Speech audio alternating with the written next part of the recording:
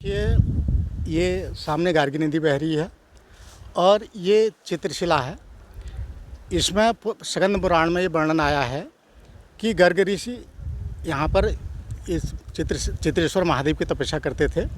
उसी क्रम में कत्यूर काल में महारानी जिया, जो कि कत्यूर वंश की महारानी हैं और हर्षदेव पुंडीर हरिद्वार के राजा जी की पुत्री हैं। कालांतर में जब तुर्क साम्राज्य का अतिक्रमण यहाँ पर हुआ तो उन्होंने यहाँ पर, क्योंकि अपनी शीतकालीन राजधानी इसको बनाया था, रानी बाग को, रानी का बाग का विकास किया और 12 वर्षों तक यहाँ पर घोर तपस्या की इसी चित्रेश्वर महादेव की। और ऊपर हमारी एक गुफा है जो जिया रानी की प्राचीन गुफा है, उस गुफा में रह करके उन्होंने यहाँ पर तपस्या की।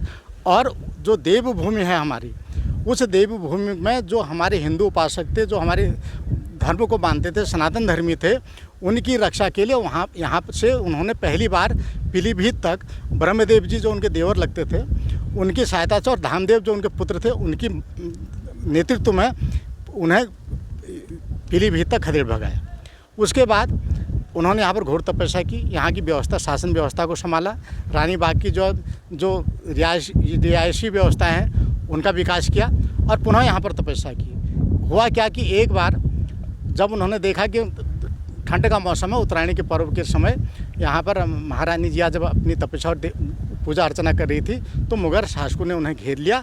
और ये कहानी उस समय से प्रचलित है कि जब वो चारों तरफ से घिर गई तो ये, क्योंकि नदी के अंदर ये चित्रेश्वर महादेव थे, तो उन्होंने चित्रेश्वर महादेव की शरण ली और यहाँ पर ही उन्होंने जल समाधि ले ली।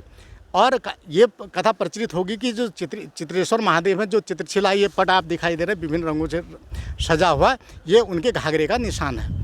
इस तरह से तब से लेकर के अब तक, क्योंकि 12वीं-13वीं शताब्दी में महारानी जिया यहाँ पर तपस्या और उनकी कर्मभूमि ये रही है, तब से लेकर के उत्तरायण के पर्व पर सभी लोग, कत्यूरी समाज के जो लोग हैं, वो यहाँ पर अपने देव डांगरों को लेकर के पूजा अर्चना के लिए और पवित्र जो है मकर संक्रांति के स्नान पर्व को स्नान करने के लिए यहाँ पर आते रहते हैं। और ये क्रम लगातार चलते आ रहा है। गढ़वाल और कुमाऊँ से कालांतर में और नेपाल से 100-150 जागरे यहाँ पर प्रतिवर्ष आती थी, क्योंकि धार्मिक महत्व अब कम होते जा रहा है।